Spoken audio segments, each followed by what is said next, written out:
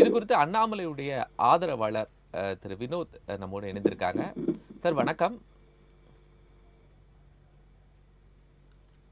Vinod sir வணக்கம். வணக்கம் கோபால், எப்படி இருக்கீங்க? நல்லா இருக்கேன். அண்ணாமலை அவர்களுடைய டெல்லி பயணத்துக்கான நோக்கம் என்ன? எந்த கடிதத்தோட போயிருக்காரு? அடுத்த முடிவு என்ன எடுக்க போறாரு? ஒன்றுபட்ட தொண்டர்கள் அனைவருக்கும், அண்ணாமலை அவர்களின் தொண்டர்கள் அனைவருக்கும் ஒரு நல்ல செய்தி காத்திருக்கும் என்ற ஒரு பதில் அனைவர் மனதிலும் எழுகிறது. அதே போல ஒரு தொண்டர் மனதிலும் ஆனந்த கண்ணீர் வடியும் அளவில் ஒரு செய்தி நிச்சயம் வரும் என்று ஒரு தொண்டனும் எண்ணிக்கொண்டிருக்கிறார் அப்படின்னு சொல்லணும் தான் நாங்க எல்லாருமே நினைச்சிட்டு இருக்கோம். ஒரு தொண்டனின் உழைப்பை நிச்சயமா அவங்கள அழகு பார்க்கணும் அப்படின்ற ஒரு எண்ணம் தலைவருக்கு இருக்குமானால் நிச்சயம் ஒரு நல்ல செய்தி மக்கள் மனதில், நாங்க தொண்டர்கள் மட்டும் இல்ல பொதுமக்களும் இதை ஆவலோட எதிர்பார்த்து கொண்டுட்டு இருக்காங்க. ஏன்னா இன்னைக்கு கேள்வி கேட்கறதுக்கு ஆளே இல்ல அப்படின்னு சொல்ற அளவுக்கு திமுக கட்சிக்காரர்களே இன்னைக்கு கேள்வி கேட்கறாங்க. எங்க அண்ணாமலை போனாரு, எங்க போனாங்க அப்படின்ட்டு ஒரு கட்சிக்காரர்களுமே இன்னைக்கு கேட்கிற அளவுக்கு நிச்சயமா அந்த அளவுக்கு அண்ணாமலை அவர்களின் முகம் தமிழ்நாட்டில் அரசியலில் ஒதுக்கப்பட முடியாத ஒரு இடத்தை அவர் புடிச்சிருக்காரு. நிச்சயமா மக்கள் இதை பார்த்துட்டு இருக்காங்க.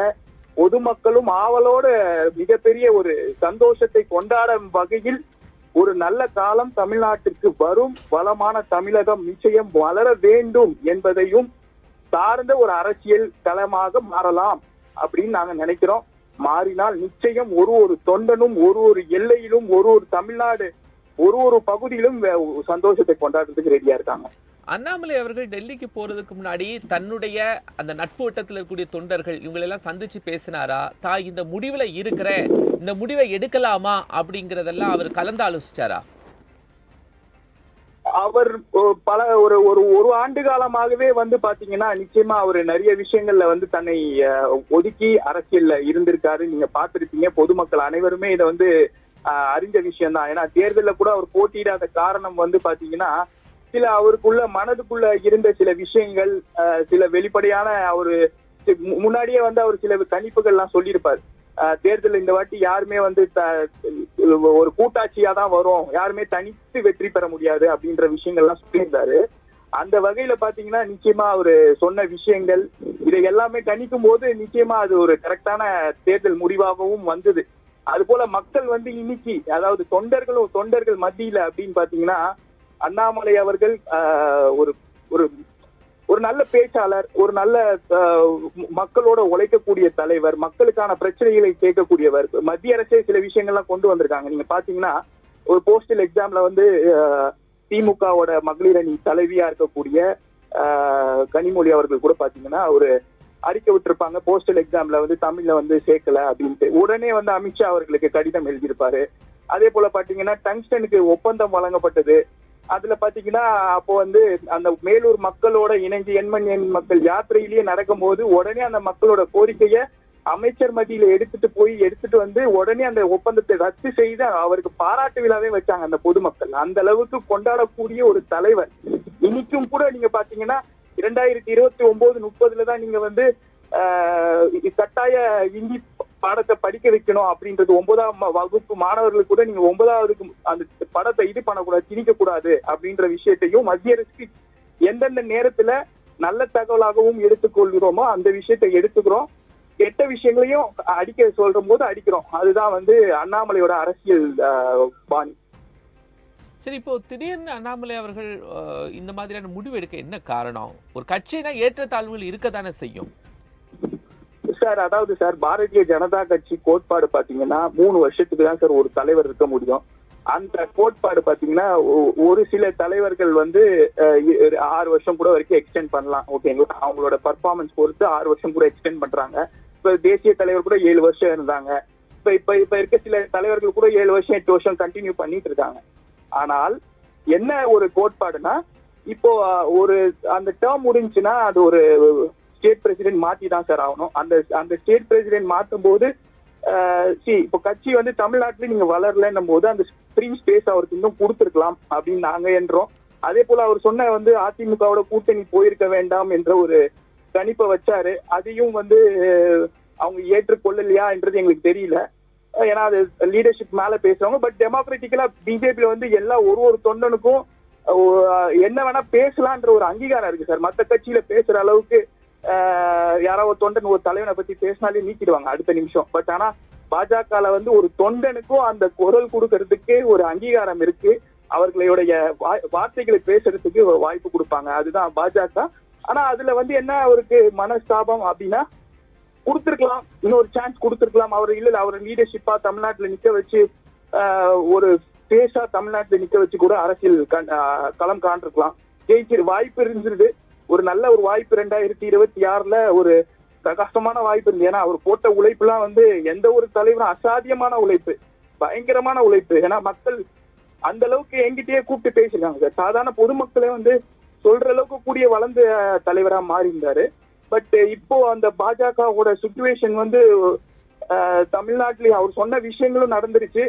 அதே போல அவரோட முடிவும் அவர் என்னன்ட்டு பொதுமக்களுக்கு விரைவில் சொல்லுவாருன்றது நாங்க அந்த 2 நாள் சொல்லிட்டு போனாரு. அதுவே வந்து 2 ஆயுதம் மாறி எங்களுக்கு எல்லாருக்குமே ஒரு இதுவாகவும் இருக்கு. இப்ப நியூஸ் பார்த்துட்டு இருக்கும் போது எங்களுக்கு ரொம்ப ஆனந்த கண்ணீரா அவருக்கு பேசவும் முடியல. உண்மையாவே அது ஒரு இதுவா இருக்கு சார். இப்ப பாஜகல இருக்கும்போது அவருக்குன்னு ஒரு தனி அணியாக எல்லா தொண்டர்களும் இருந்தாங்க. ஆனா தனி கட்சி அப்படிங்கும் போது இதே பலம் திரு அண்ணாமலை அவர்களுக்கு கிடைக்குமா வினோத்? சார் இப்ப என்னன்னா, தனி கட்சின்னு நாங்க என்னைக்குமே வந்து சொல்லல சார். அதாவது அண்ணாமலைக்கு தனியா ஒரு டீம் இருந்தாங்க, அண்ணாமலைக்குன்னு தனியா ஒரு இது இருந்தாங்க அப்படிலாம் யாருமே எதுவுமே சொல்லல. ஒரு தொண்டனுக்கும் தெரியும் அண்ணாமலை அவர்கள் தான் சிறப்பாக பணி செய்தார். ஒரு தொண்டனுக்கும் தெரியும் ஒரு பிரச்சனைனா அந்த நிமிஷத்துல போலீஸ் ஸ்டேஷன்ல கூட உடனே போன் அடிச்சு பேசுவாருன்ட்டு. ஏன்னா அங்க நேரடியா தொடர்பு போயிடும். அந்த அளவுக்கு உழைத்த தலைவர் சார் அவரு. அதே மாதிரி பாத்தீங்கன்னா கடுமையா வந்து விமர்சனங்களையும் வைக்கக்கூடியவரா, எதிர்கட்சி தலைவர்களுக்கு கூட பிடிக்கிற அளவுக்கு வளர்ந்த ஒரு தலைவரா மாறினார். நீங்க பாத்தீங்கன்னா அந்த கலைஞர் 100ஆண்டு விழால ராஜ்நாத் சிங் வந்திருப்பாரு. அந்த 100 ரூபாய் காயின் ரிலீஸ் பண்ணிருப்பாங்க. அதுல கூட முன்னாடி போலாமா வேணாவான்னு யோசிச்சிருப்பார் பலமுறை. ஸ்டாலின் அவருக்கு கை காட்டியிருப்பாரு முன்னாள் முதல்வர். அப்ப வந்து முன்னாடி போய் நிக்கலாமா வேணாவான்னு பலமுறை யோசிச்சிருப்பாரு. ஏன்னா அவர் தொண்டர்களுக்காக நிக்கக்கூடிய ஒரு தலைவர் sir. Is a people leader. ஏன்னா நான் முதல்ல இருந்து பாத்துட்டு இருக்கிறதுனால நாங்களாம் வந்து உண்மையாவே அவரு ஒரு பெரிய இன்ஸ்பிரேஷனா மாறி இருக்காருன்றது மிக இளைஞர்கள் மத்தியில ஒரு பெரிய இது இருக்கு சார் அவருக்கு அங்கீகாரம். தமிழ்நாட்டுல இப்போ திரு அண்ணாமலை வந்தால் அவருக்கு எதிரான அரசியல் எதுவா இருக்கும்னு நினைக்கிறீங்க வினோத்? சார் இப்போ தமிழ்நாட்டுல இப்ப அண்ணாமலைக்குன்னு ஒரு ஸ்பேஸ் இருக்கு சார். கண்டிப்பா வந்து ஒரு வெற்றிடம் தமிழ்நாட்டுல இன்னமும் இருக்கு. ஏன்னா தாவேக அரசு வந்து பாத்தீங்கன்னா திமுக மாதிரி இன்னைக்கு செயல்பட்டு தான் இருக்குதுன்றது உண்மையா சொல்லணும். ஏன்னா அது ஒரு நீங்க பாத்தீங்கன்னா மேக்சிமம் வந்து திமுக மாதிரியே அதே ஸ்டைல தான் வந்து ஃபாலோ பண்றாங்க. எல்லா ஸ்கீம்ஸுமே எல்லா இதுமே இன்னும் ஒரு சொன்ன வாக்குறுதிகளை கூட நிறைவேற்ற முடியாது. ஏன்னா அவங்களால கடன் சுமை அதிகமா ஏறிட்டே இருக்கு. இன்னைக்கு வரைக்கும் 11 லட்சம் கோடி மேல தாண்டிட்டாங்க கடன் சுமை. டெபிசிட் லெவல்ல போயிட்டு இருக்கு. அவங்களால எந்த திட்டமும் மக்களுக்கு செயல்படுத்த முடியாது. கேஸே தட்டுப்பாட்டு இருக்கும் போது 6 கேஸ் சிலிண்டர் கூட அவங்களால கொடுக்க முடியாது. இன்னும் அதனாலதான் அண்ணாமலையான் அவர்கள் கூட சொல்லிட்டாங்க, நாங்க வந்து 6 மாசம் வரைக்கும் எந்த உங்களோட குற்றச்சாட்டுகளை நாங்க சொல்ல மாட்டோம். ஆல்ரெடி நீங்க பாத்திருப்பீங்க தாவேகா நிர்வாகிகள் தான் கொலை கொள்ளை எல்லா சம்பவத்திலுமே ஈடுபட்டு இருக்காங்க. அந்த விஷயத்துல பாத்தீங்கன்னா இன்னைக்கு தமிழ்நாட்டுல ஒரு அதிமுக ஜெயலலிதா இருந்த இடத்த நிரப்பக்கூடிய ஒரு இடம் பிடிச்சிருக்காரு அண்ணாமலை அப்படின்றது நிச்சயமா அது தெரியுது சார். மக்கள் எதிர்பார்க்காங்க. இன்னைக்கு ட்ரெண்டிங்ல லைம் லைட்ல இருக்காருன்னா அது அவருடைய அசாதாரணமான உழைப்பு, திறமை, இளைஞர்கள் மத்தியில இருக்க ஒரு பாசம், நேசம் அந்த சொல்ற கூடிய அவர் வந்து இயல்பாவே ஈர்க்கிறார் சார்.